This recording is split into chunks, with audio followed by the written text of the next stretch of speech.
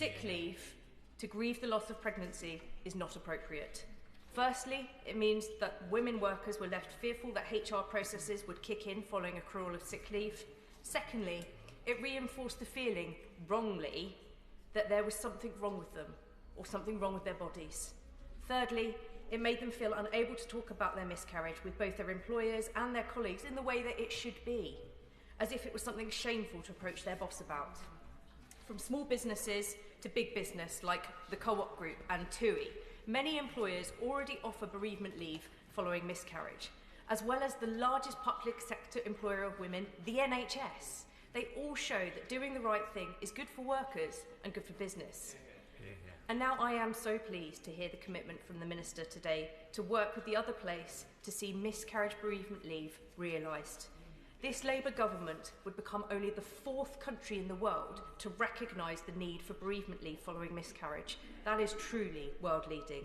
It would be a leading light in a world that seems to be taking a backward step in women's rights. Although this is not paid, as outlined in the amendment, this is a significant step forward.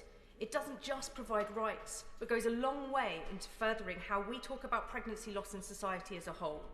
That miscarriage is no longer ignored, that it's no longer stigmatised as a sickness. People have been moved to tears of joy, relief and raw emotion, that their loss is now acknowledged and things will change.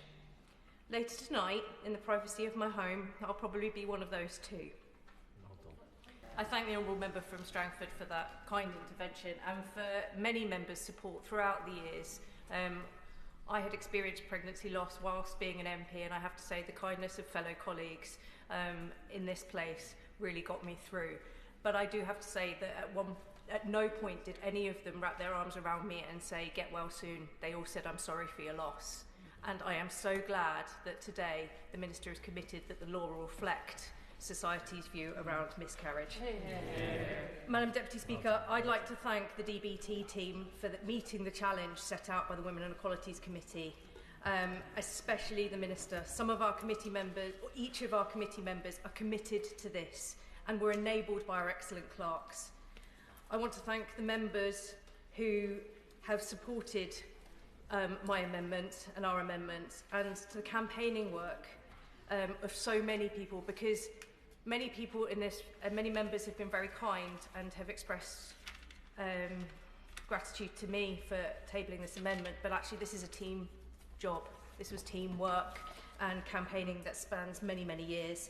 Campaigning work from inspirations like Mylene Class, my friend, the member for Sheffield Hallam, the former member Angela Crawley, to brilliant organisations like Miscarriage Association, Tommy's, SANS, Pregnant and Screwed, and all of their supporters. But I want to say a special thank you to Vicky and her team at Miscarriage Association. Both professionally and personally, you are a voice for so many during their darkest times.